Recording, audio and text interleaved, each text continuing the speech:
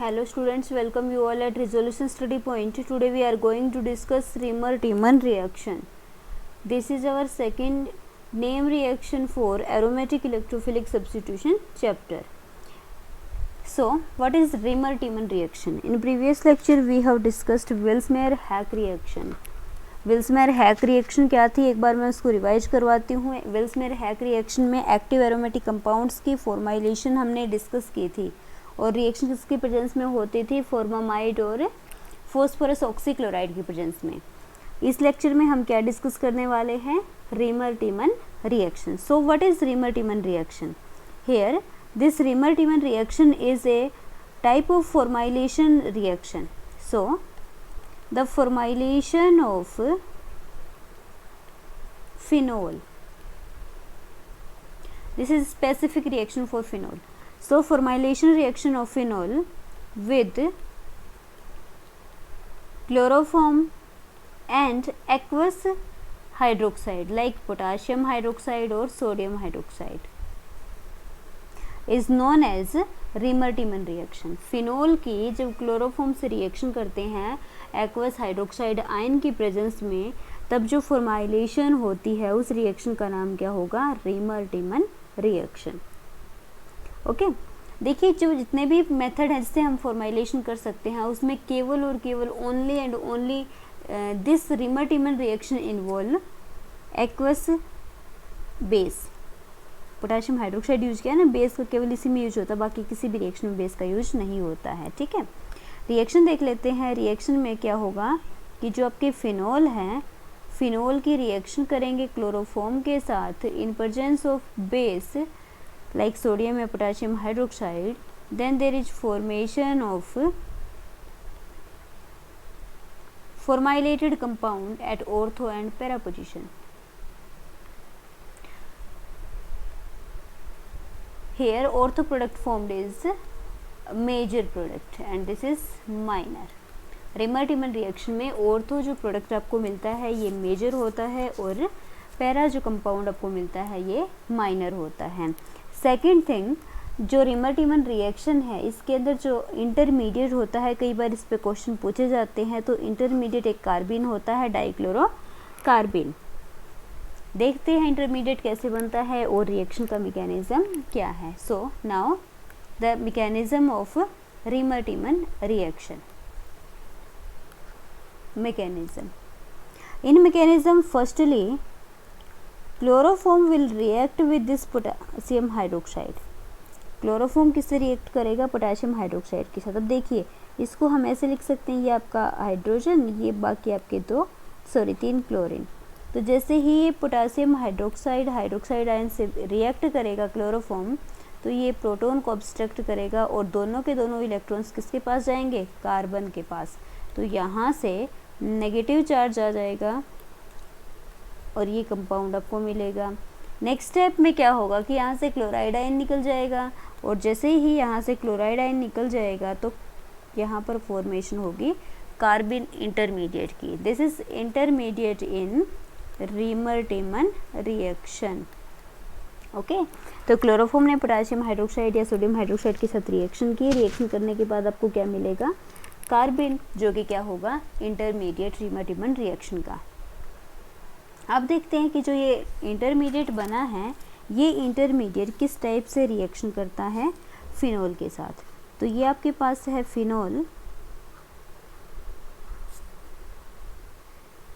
Firstly जो phenol है आपको पता है इसका नेचर है एसिडिक, क्योंकि जो कार्बन है ना वो बहुत अच्छा इलेक्ट्रोफाइल नहीं होता, इसलिए फिनोल से ही रिएक्शन करता है, क्योंकि फिनोल एक इलेक्ट्रॉन रिच स्पीसीज है. ओके, तो फर्स्टली जो आपका हाइड्रोक्साइड आयन है ये प्रोटॉन को रिमूव कर लेगा फिनोल से और क्या बना लेगा, फिनोक्साइड आयन. अब जो ये फिनोक्साइड आयन बना है ये फर्दर जो भी आपका इंटरमीडिएट था इनके साथ रिएक्ट करेगा और यहाँ पर अटैक होगा कार्बन के ऊपर डबल बॉन्ड का और यहाँ पर बनाएगा ये oxygen carbon double bond.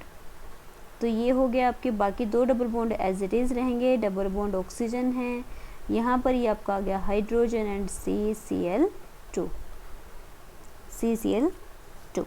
Okay, अब देखिए इसके ऊपर इलेक्ट्रॉन तो थे ना, 2 इलेक्ट्रॉन और आ गए, तो कार्बन पे चार्ज कैसा आ गया, नेगेटिव।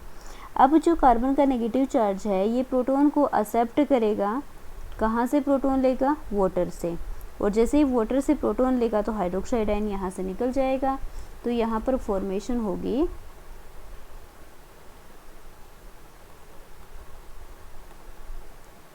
CHCl2 की।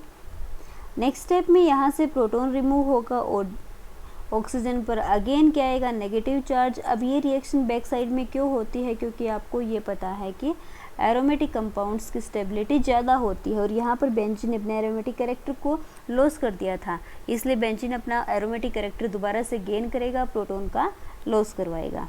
जैसे ही प्रोटॉन का लॉस होगा तो एरोमेटिक कैरेक्टर दोबारा से आ जाएगा, और यहाँ पर ये जो आपके कंपाउंड है ये एज इट इज़ रहेगा। ठीक है, नेक्स्ट स्टेप में क्या होगा, अब जो अगला स्टेप होगा इसमें हाइड्रोक्साइड जो निकला था वो कार्बन के ऊपर अटैक करेगा और एक क्लोराइड को रिमूव करेगा। जैसे ही क्लोराइड यहाँ से निकल जाएगा तो यहाँ पर एक नई स्ट्रक्चर बनेगी जो कि कुछ इस टाइप से होगी, oxygen carrying negative charge and this is carbon hydrogen, this is oxygen hydrogen bond and this is chlorine. And in next step oxygen hydrogen का डबल बॉन्ड ब्रेक करेगा और डबल बॉन्ड कार्बन के साथ बनाएगा और यहाँ से क्लोराइड निकल जाएगा, तो यहाँ से क्लोराइड वहाँ से H पॉजिटिव HCl की फॉर्म में बाहर निकलेंगे और यहाँ पर फॉर्मेशन होगी कार्बन डबल बॉन्ड ऑक्सीजन और हाइड्रोजन, यानी कि फॉर्मल्डिहाइड ग्रुप आ गया।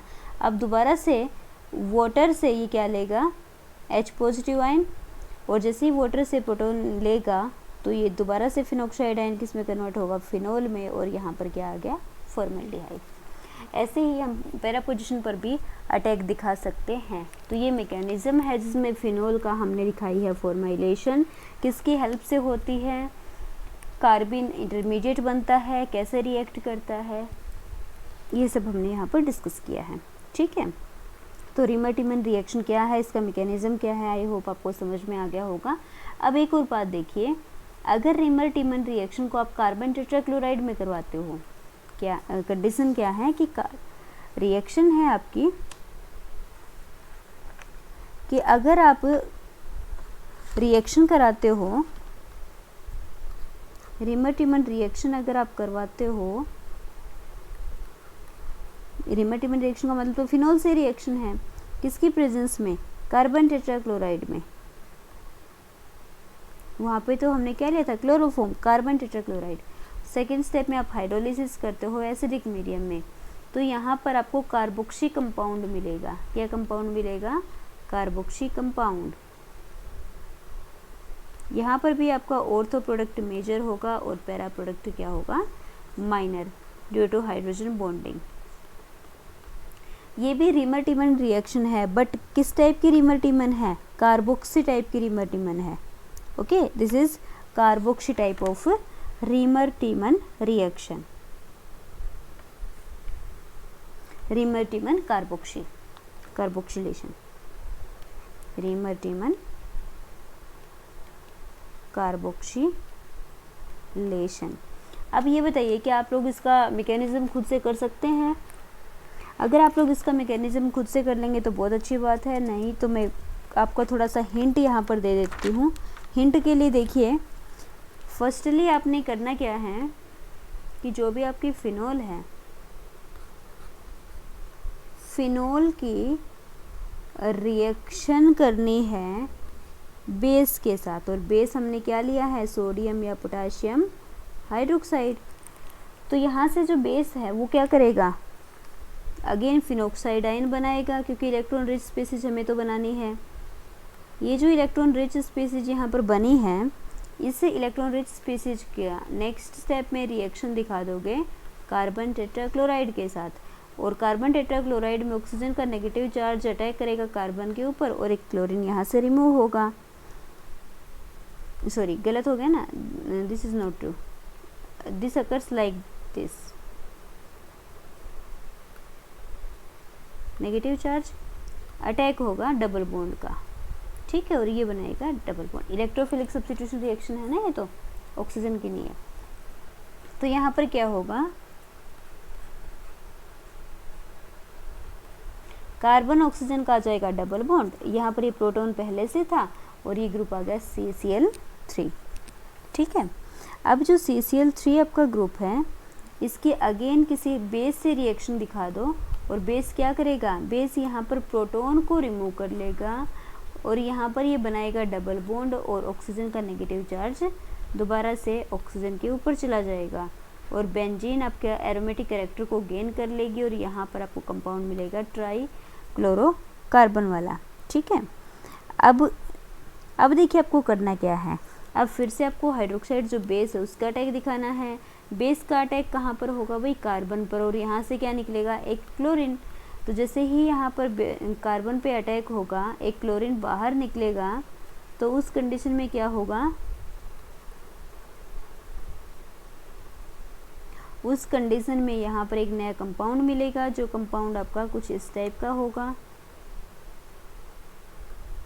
थोड़ा सही से बनाएंगे तो यहाँ पर क्या होगा, Cl OH and Cl। Okay, फिर से बेस का अटैक दिखाएंगे तो यहाँ पर क्या हो सकता है कि ये डबल बॉन्ड बना ले और यहाँ से एक क्लोरीन को रिमूव कर दे। तो जैसे ये क्लोरीन को रिमूव करेगा तो यहाँ पर क्या हो जाएगा, कार्बन डबल बॉन्ड ऑक्सीजन और साथ में क्लोरीन आ गया।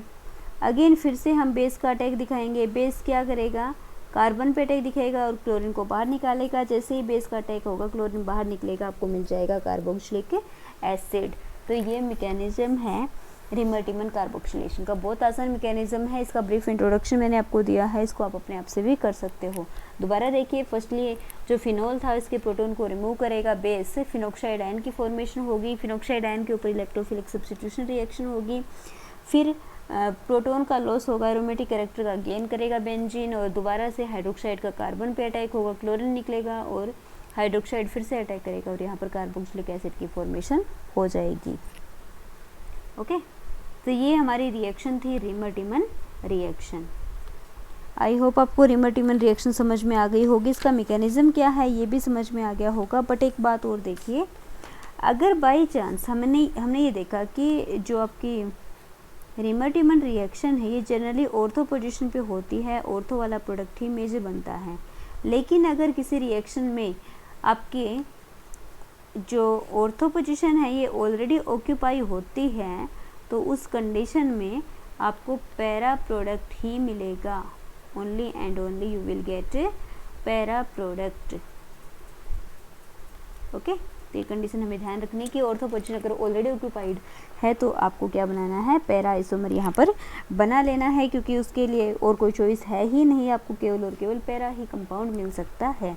तो ये हमारी रिमर्टिमन रिएक्शन है।